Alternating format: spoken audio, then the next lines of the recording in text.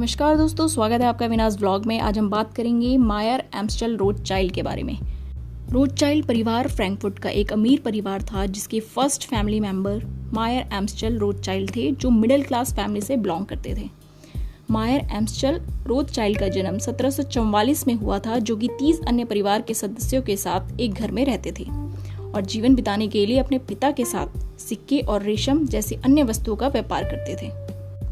मायर Amstel अपनी माँ पिता की मृत्यु के बाद 12 वर्ष की आयु में ही अनाथ हो गए थे और 1770 में इन्होंने शादी कर ली थी, जिसमें उनके 10 बच्चे हुए थे, जिनमें से 5 बेटे और 5 बेटियां थी। इन्होंने 1760 में बैंकिंग व्यवसाय की स्थापना भी करी और अलग अलग फाइनेंस के तरीकों से अपनी फैमिली को वर्ल्ड की सबसे अमीर फैमिली बना दिया था।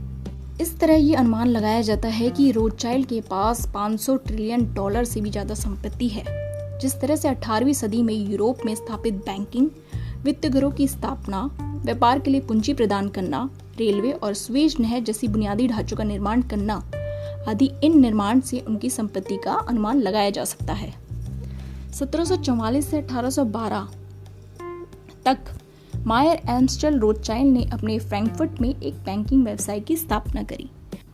और तो और मायर रोथस्चाइल्ड ने अपने 5 बेटों की सहायता से पारिवारिक व्यवसाय को कई यूरोपीय देशों में फैलाया।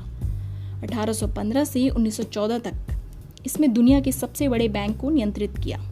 इनको फाउंडिंग फादर ऑफ फाइनेंस के नाम से भी जाना जाता है और ये फर्म बिलीवर भी थे। इनका मानना था कि फैमिली की वेल्थ फैमिली में ही रहे, इसके लिए इनर बिल्डिंग का होना बहुत ज़रूरी है। सभी बेटियां घर के बेटों से ही शादी कर लेती थी, जिससे फैमिली की वेल्थ मल्टीप्लाई हो जाती थी।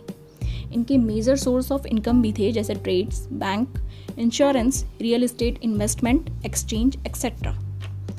इनके 5 बेटे थे, उसमें से तीसरा बेटा नाथन 1798 में ही इंग्लैंड में स्थानांतरित हो गया था।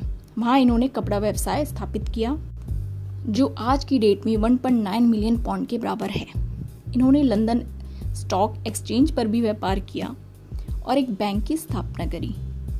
2014 के अंत तक 34 मिलियन पाउंड का बेनिफिट हुआ। अपना खुद का व्यवसाय बढ़ाने के लिए इन्होंने युद्ध का भी इस्तेमाल किया। इन्होंने युद्ध और संकट के दौरान सरकार को ऋण भी दिया। नेपोलियन बोनापार्ट को धन दिया। World war, Russia Japan war में भी धन दिया। कई थ्योरी के अनुसार इन्होंने ऐसी परिस्थितियां पैदा करी जिसके कारण ही प्रथम विश्व युद्ध हुआ। इन्होंने जिसमें गोला बारूद, हथियार और मेडिकल सामान बेचा और जमकर कमाई करी।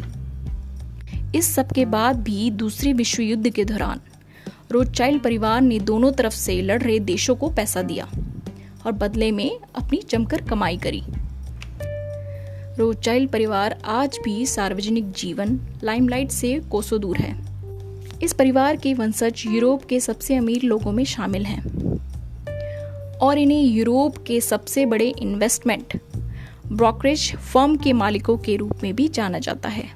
पत्रकारों के मुताबिक आज पूरा परिवार अंडरग्राउंड है और एक शैडो ऑर्गेनाइजेशन के रूप में काम कर रहा है और हर अंतर्राष्ट्रीय बैंक में इनकी 30% हिस्सेदारी है, यानी 30% हिस्सेदारी है।